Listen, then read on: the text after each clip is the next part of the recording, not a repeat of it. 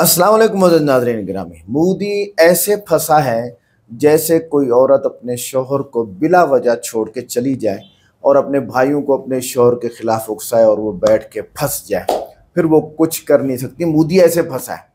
मोदी ने कहा कि सिंदूर हर औरत की मांग में लगेगा और हिंदू मजहब के अंदर सिंदूर सिर्फ शौहर ही अपनी बीवी के मांग में लगा सकता है।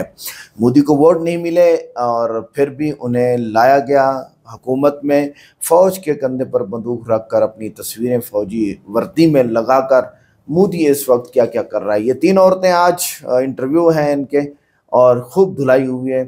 आखिर में वीडियो में जो बातें मैं करने जा रहा हूँ वो और इंटरेस्टिंग है। वीडियो को लाइक करें, चैनल को सब्सक्राइब करें, वीडियो को व्हाट्सएप पे जरूर शेयर करें, कमेंट करके बताएं वीडियो कैसी लगी। पहले भाजपा सरकार ने देश की 80 करोड़ जनता को मुफ्त राशन दिया, अब भाजपा देश में सिंदूर बांटेगी।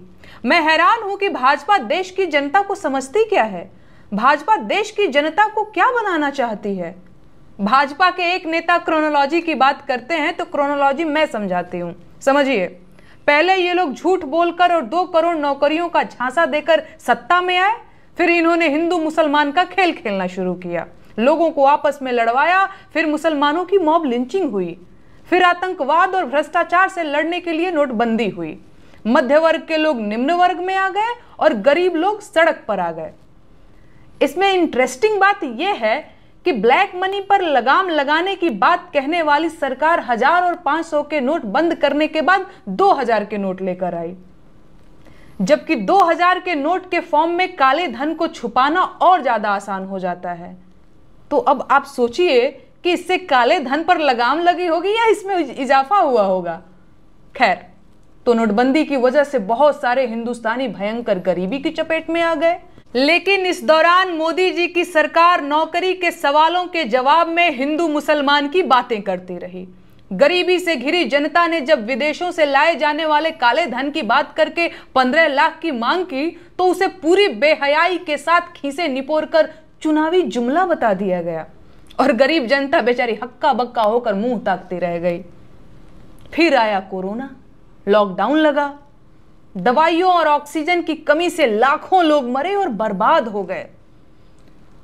अस्पतालों से लेकर शमशान घाट तक लाइनें लगी थीं और देश की आधी आबादी सिर मुड़ाए घूम रही थी, लेकिन मोदी जी थाली पिटवाते हुए आपदा में अवसर का नारा लगा रहे थे। ऐसे में लोगों को याद आया कि सरकार का काम तो स्वास्थ्य व्यवस्था को मजबूत करना है, न कि हिंदू मुसलमान करना। लेकिन यह समझदारी थोड़े ही दिन तक टिकी और लोग फिर से हिंदू मुसलमान की बातों में मगन हो गए। रोजगार की बातें करना अब आउट ऑफ फैशन हो गया है और सरकार से सवाल पूछने पर गालियां दी जाने लगी हैं। आतंकवादी हमलों से देश को बचा पाने में नाकाम रहने वाली सरकार के मुखिया मोदी जी ने शहीदों के नाम पर वोट मांगा और फिर से सत्ता में आ गए। और अब सरकार के चमचे और अंधभक्त रोजगार और महंगाई की बात करने वालों को देश विरोधी कहने लगे थे। तो जाहिर है, भयंकर गरीबी और बेरोजगारी, महंगाई के बावजूद लोगों ने इन सवालों को छोड़ दिया और आज हालत यह है कि देश की 80 करोड़ जनता सरकारी खैरात पर जिंदा है। मेरे ऊपर सरकार से सवाल पूछने के लिए देशद्रोह का मुकदमा दर्ज किया जा चुका है और सरकार देश भर को अपना सिंदूर देना चाहती है। अब मुफ्त सरकारी अनाज खाएंगे तो सरकार का सिंदूर लेना भी पड़ेगा और लगाना भी पड़ेगा। मैं हैरान हूं कि क्या जनता अभी तक सच में ये नहीं जान पाई है कि भाजपा की सरकार आम जनता को समझती क्या है।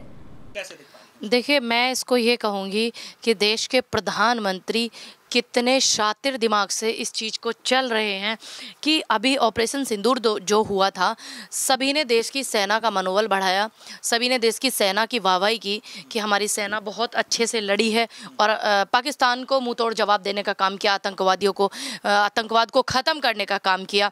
तो इसका जो क्रेडिट था वो सारा का सारा सेना को जाता है, क्योंकि सेना ने ही ये किया है। हमेशा से अगुवाई करने वाला व्यक्ति जो होता है वो सिर्फ हमारे देश का नेतृत्व करता है और वो कहता है कि हाँ, आप देश की रक्षा के लिए कुछ भी कर सकते हो, चाहे वो कोई भी समय रहा हो, कोई भी सरकारें रही हो। लेकिन यहाँ उल्टा ही था। अब की सरकार जो है, हमारी भाजपा सरकार, क्रेडिट मोदी जी को नहीं मिला। इसीलिए वो बेचारे ज़्यादा परेशान हैं, ज़्यादा तकलीफ और घुटन महसूस कर रहे हैं। क्योंकि कितने सारे पेट्रोल पंपों पर देखोगे तो आप सेना की ड्रेस पहन करके देश के प्रधानमंत्री नरेंद्र मोदी जी अपना फोटो लगवा करके ऑपरेशन सिंदूर का प्रचार कर रहे हैं। वहीं पर अब ऑपरेशन सिंदूर का प्रचार ये नहीं किया जा रहा कि हमारी सेना ने ये किया है, हमारे देश में जो हमारी सेना है उसकी वजह से सब पॉसिबल हो पाया। ये प्रचार सिर्फ इसलिए कि मोदी जी ने किया है। और ये भी सच बात है कि जब ये सिंदूर बांटा जाएगा तो उस पर ना मोदी जी का फोटो छपा होगा, जैसे वैक्सीन पे छपा था। क्योंकि देश के प्रधानमंत्री, मैं पहले भी कह चुकी हूं और अब भी कह रही हूं, नरेंद्र मोदी जी को फोटास की और छपास की बहुत बुरी बीमारी लग गई है। क्योंकि उन्हें फ़ोटो में छपने का बहुत ज़्यादा शौक़ है।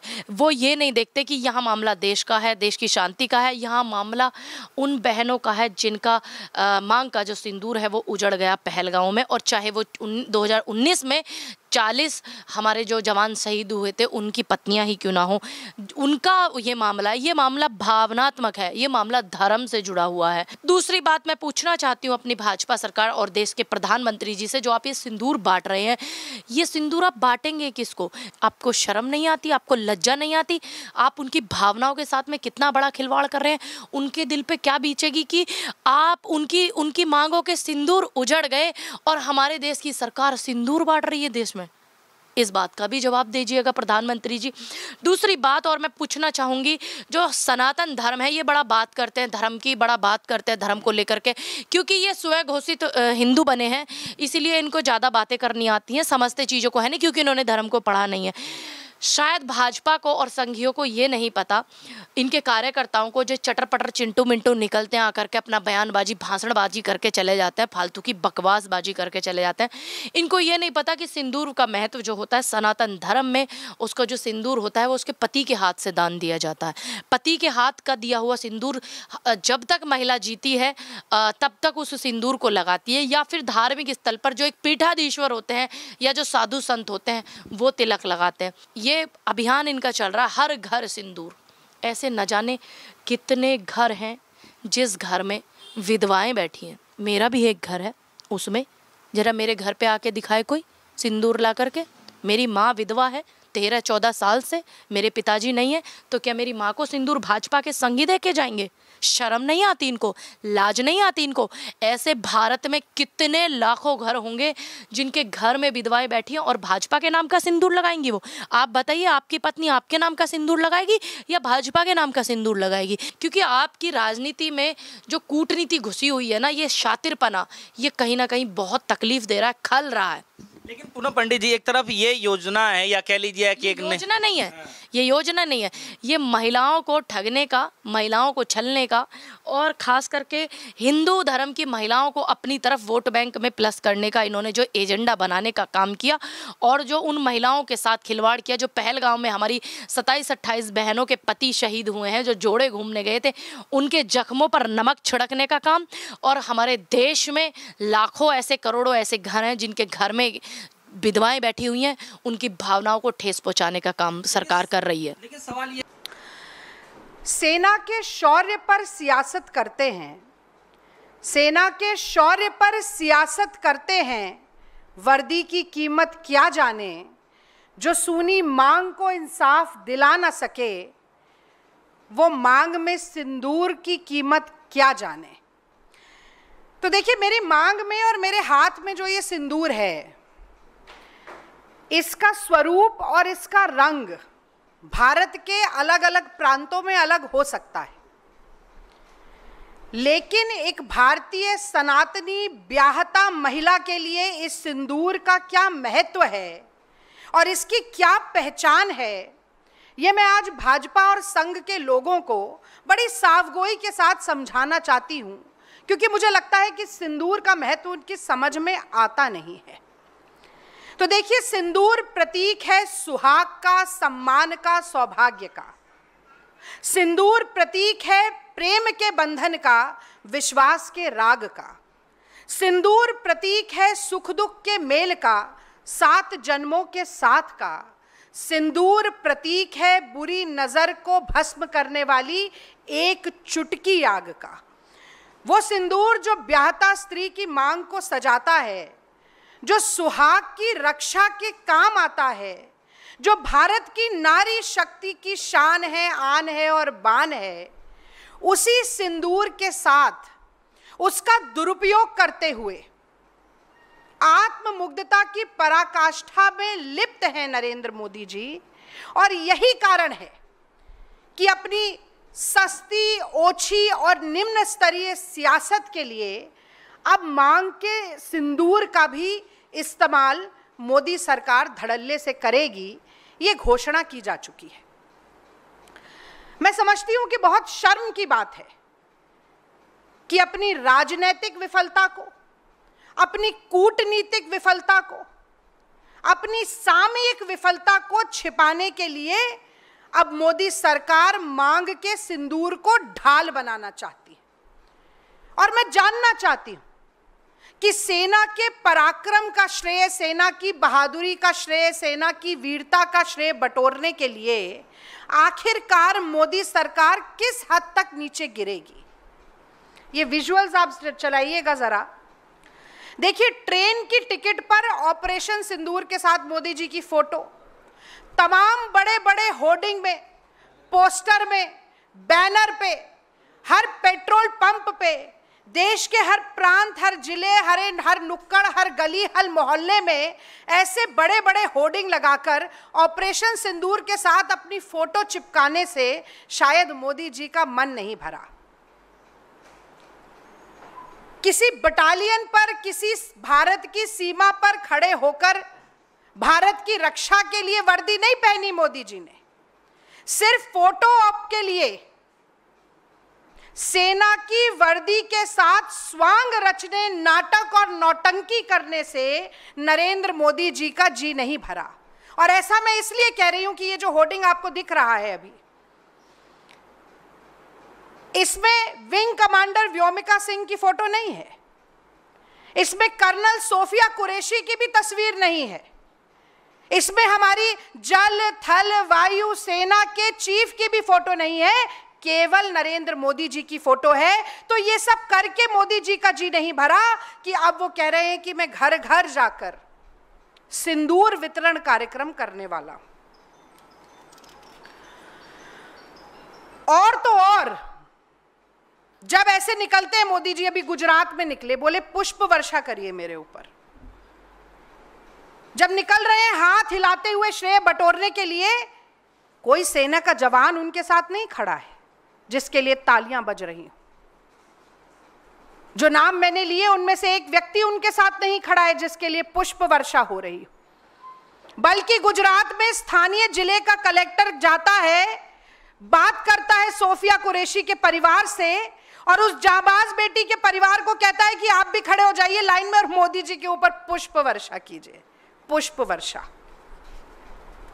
इससे ज्यादा शर्मसार होने की बात कोई नहीं हो सकती। और सियासत किस तरह की है कि सिंदूर बटेगा और किस दिन से शुरू होगा?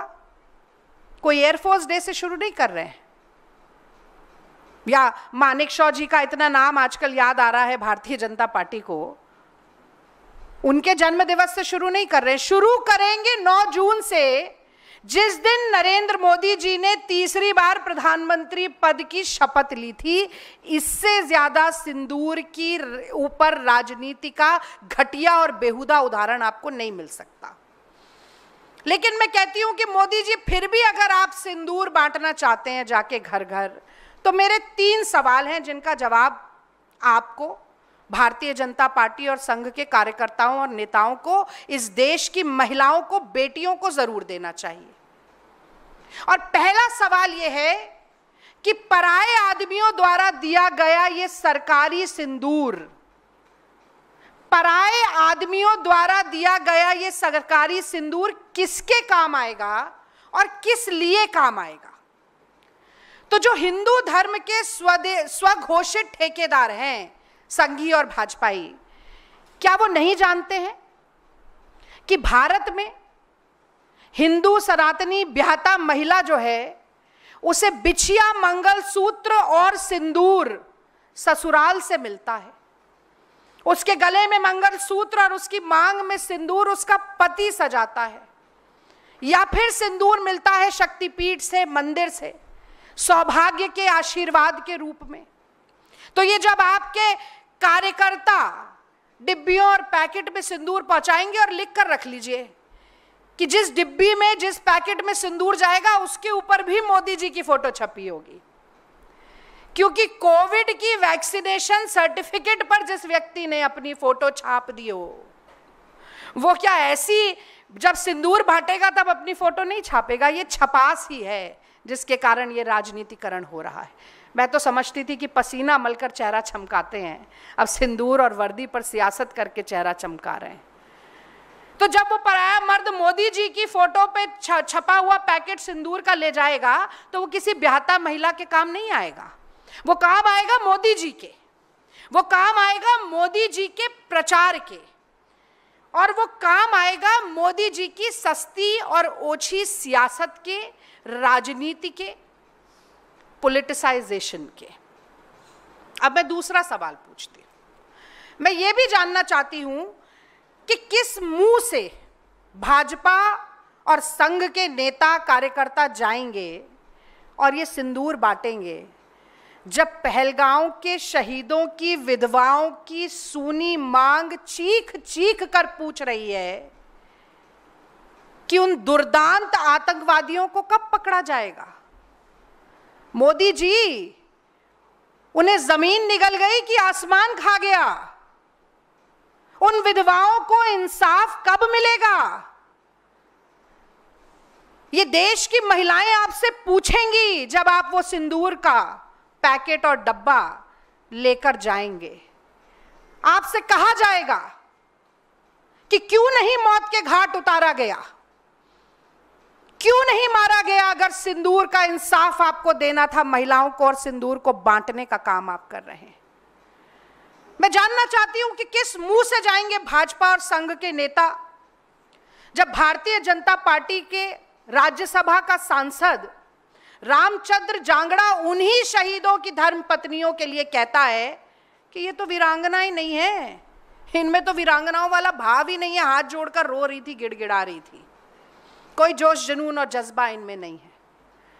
ऐसा व्यक्ति जब तक भारतीय जनता पार्टी में है निष्कासित नहीं किया जाता, सांसदी उतार कर फेंकी नहीं जाती उसकी, तब तक किस मुंह से जाकर आप सिंदूर बांटने का काम करेंगे? मैं जानना चाहती हूं। मैं जानना चाहती हूं कि कैसे मुंह दिखाएंगे इस देश की महिलाओं को, बेटियों को, नारी शक्ति को, जब शहीद विनय नरवाल की पत्नी ने केवल यह कहा कि हिंदू मुसलमान मत करो, मत करो हिंदू मुसलमान, क्योंकि पाकिस्तान के आतंकवादी आए थे, धर्म पूछकर मार के गए हैं।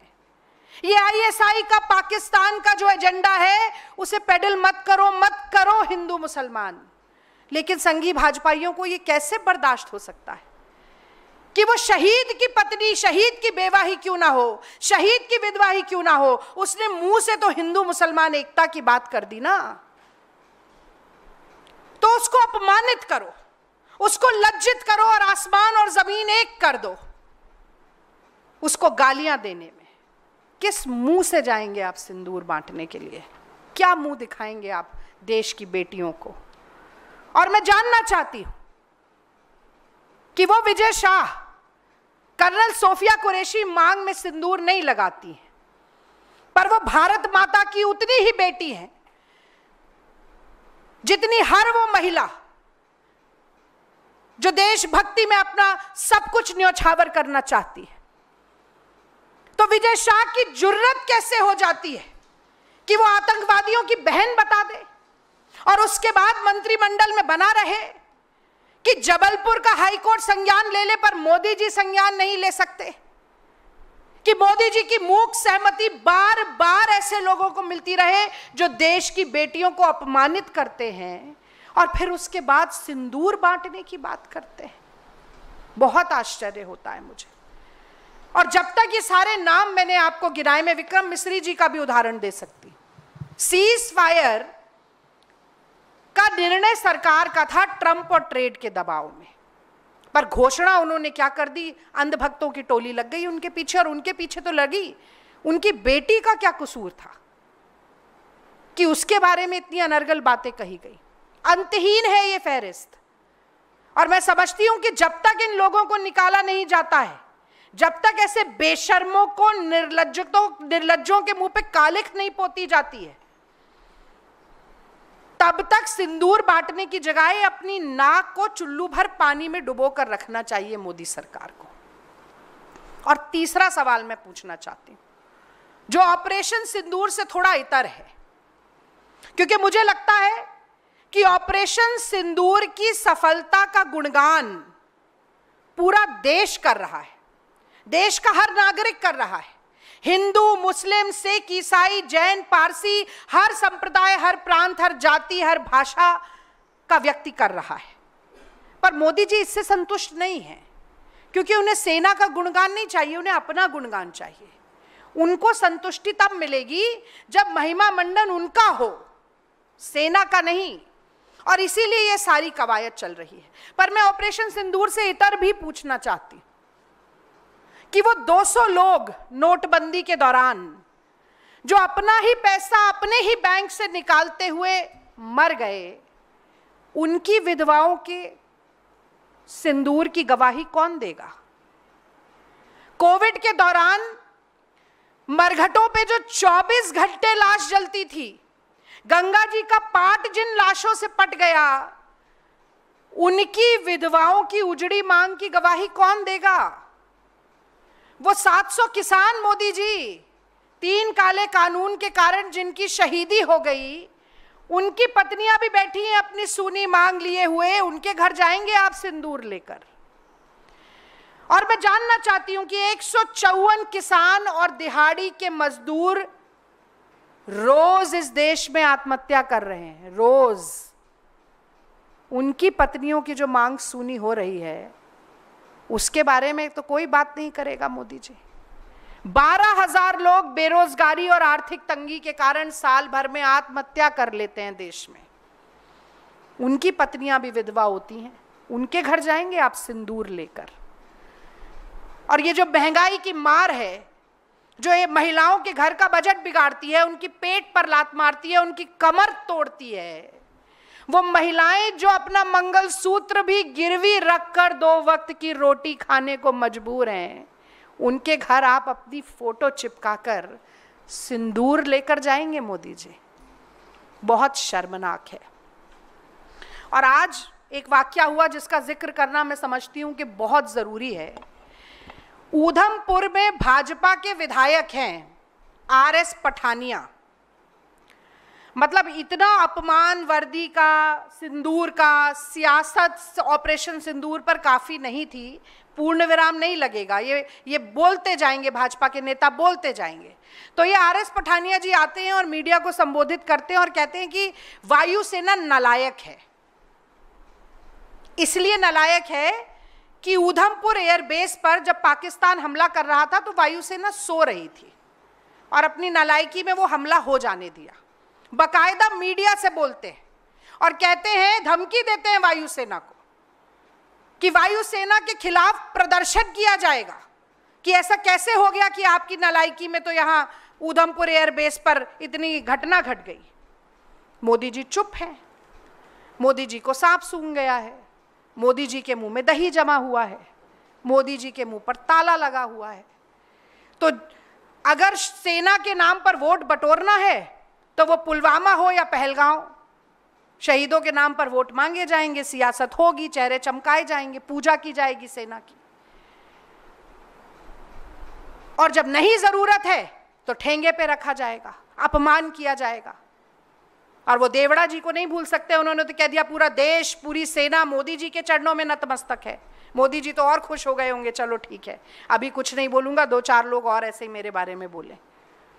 हज़रत नाज़रीन गिरामी, आज की इस वीडियो का टॉपिक तो बड़ा अहम है, लेकिन एक बात बड़ी सोचने की और सुनने की है, वो ये कि एक, क्योंकि मैं इस्लाम से जो है वो मुसलमान हूँ अल्लाह के फजल से, तो हमारे यहाँ इस चीज़ की बहुत ज़्यादा तालीम दी जाती है कि एक नेता, एक बादशाह, एक प्रेसिडेंट, एक प्राइम मिनिस्टर, बड़ा घर का बड़ा कैसे बात करता है अपने मातहतों के साथ।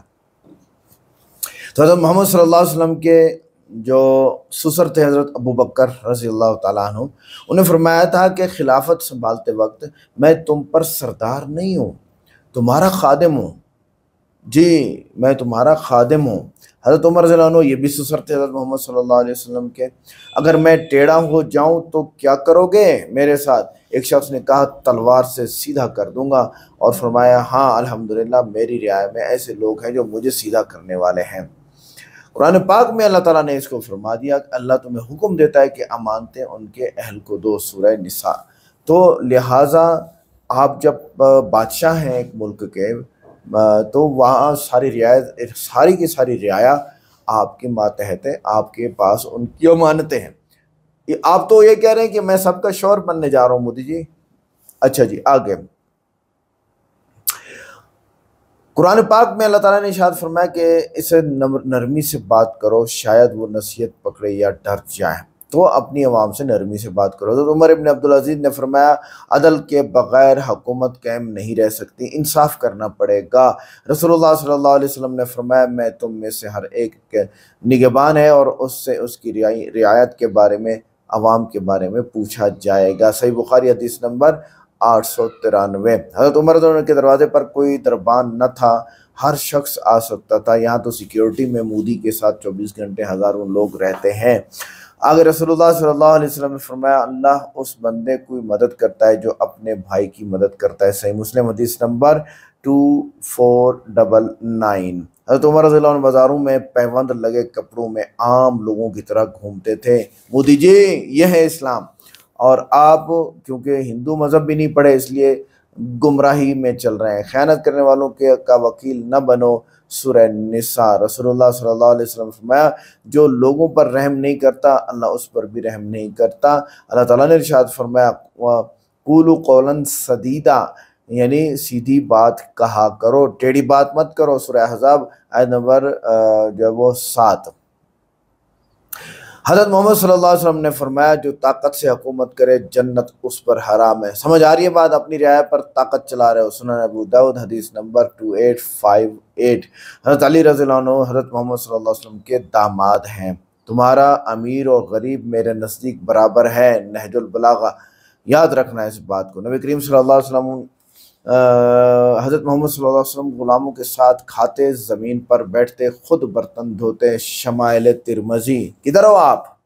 यह है इस्लाम। रियाया को अपना समझो, हमदर्द बनो उसके। हज़रत उमर ने फरमाया जब तक मदीना के बच्चे भूखे हैं उमर का पेट नहीं भर सकता। ये बादशाहत थी उनकी। और हज़रत मोहम्मद सल्लल्लाहु अलैहि वसल्लम फरमाया दीन खैर खाही है। सही मुस्लिम हदीस नंबर 55। हज़रत मोहम्मद सल्लल्लाहु अलैहि वसल्लम ने फरमाया मोमिन वो है जो अपने भाई के लिए वही पसंद करे जो अपने लिए पसंद करता है। सही बुखारी हदीस नंबर 13। हज़रत मोहम्मद सल्लल्लाहु अलैहि वसल्लम फरमाया जालिम का हाथ पकड़ना सदका है। मोदी का हाथ पकड़ो, इसको बिठा दो कि तुम गलत कर रहे हो। पहलगाम के वो डाकू कहाँ हैं? आज तक ये सारी औरतें यही सवाल कर रही हैं। इन्नल्लाह ला युहिब्बुल मुस्तकबिरीन। अल्लाह तकब्बुर करने वालों को पसंद नहीं करता। सूरह नहल आयत नंबर 23। अच्छा, न हज़रत मोहम्मद सल्लल्लाहु अलैहि वसल्लम ने फरमाया ए दिलों के फेरने वाले मेरे दिल को अपने दीन पर कायम रख। अपने लिए दुआ करते या अल्लाह मुझे सीधा कर दे, मैं लोगों के लिए सीधा हो जाऊँ। तिरमिज़ी हदीस नंबर 212 या 14। व औफू बिल अहद। सूरह इसरा कुरान पाक से हैं और आयत नंबर जो है वो 32। अहद को पूरा करो। मोदी जी आप अहद करके आए हो ना अवाम के साथ, हल्फ उठाया था आपने। हज़रत मोहम्मद सल्लल्लाहु अलैहि वसल्लम फरमाया जो अल्लाह और यौम आखिरत पर ईमान रखता है वो अच्छी बात कहे या खामोश रहे। सही बुखारी हदीस नंबर 18। आप तो सबकी मांग में सिंदूर भरने जा रहे हो, सबका शोर बनने जा रहे हैं। 135 करोड़ लोगों में हम निकालते हैं क्या औरतों की औसत होगी? मेरे ख्याल से 70 करोड़ औरतें होंगी। ये 70 करोड़ का औरतों का शौर बनने जा रहा है। आगे ला तकनतू मिन रहमतिल्लाह, ला तकनतू अल्लाह की रहमत से नाउमीद ना बनो। सूरह ज़ुमर आयत नंबर 53। और अल्लाह की रहमत से अगर है ना तो मुसलमानों के लिए ये बात है। आगे चले। हज़रत मोहम्मद सल्लल्लाहु अलैहि वसल्लम फरमाया मैं तुम में सबसे बेहतर वो है जो लोगों को फ़ायदा पहुँचाए। मोदी जी लोगों को फ़ायदा पहुँचाओ, लोगों के शोहर मत बनो। वीडियो कैसी लगी, वीडियो को लाइक करें, चैनल को सब्सक्राइब करें, वीडियो को व्हाट्सएप पे जरूर शेयर करें, कमेंट करके बताएं वीडियो कैसी लगी। मिलते हैं नेक्स्ट वीडियो में। अस्सलाम वालेकुम।